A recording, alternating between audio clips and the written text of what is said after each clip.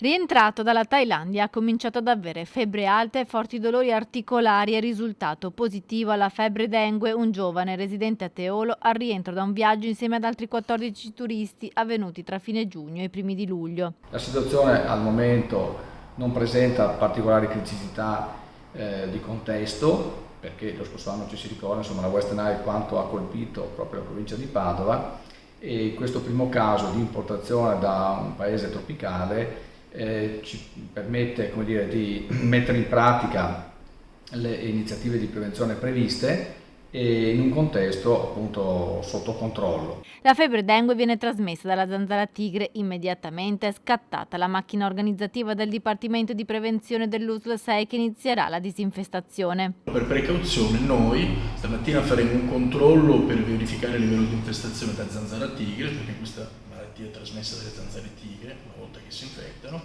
e se risulterà il controllo positivo, quindi ci saranno zanzare, già a partire da questo pomeriggio con gli interventi larvicidi porta a porta di bonifica e larvicidi in pubblica via, e poi stasera, domani sera, venerdì sera, adulticidi, sempre parliamo degli spazi pubblici, si interverrà con gli interventi appunto straordinari di disinfestazione. La zanzara tigre, infatti, se punge un soggetto infetto può a sua volta contagiare altre persone. Il giovane di Teolo è sempre rimasto a casa, attualmente si trova in isolamento fiduciario e fortunatamente non presenta sintomi severi. Viene trasmessa, dicevo, dalla zanzara tigre. I sintomi principali sono febbre, artralgie, che possono essere anche abbastanza fastidiose, infatti viene detta febbre spaccaossa anche. In chi purtroppo ha la sfortuna di ribeccarla, ci sono 4 tipi di virus dengue, 1, 2, 3, 4. Uno che prende l'1, diciamo, e poi si prende successivamente il 2 e ha maggiore rischio di contrarre delle condizioni chimicamente importanti. Dall'USL 6 le raccomandazioni di adottare tutte le precauzioni domestiche per difendersi dalle zanzare: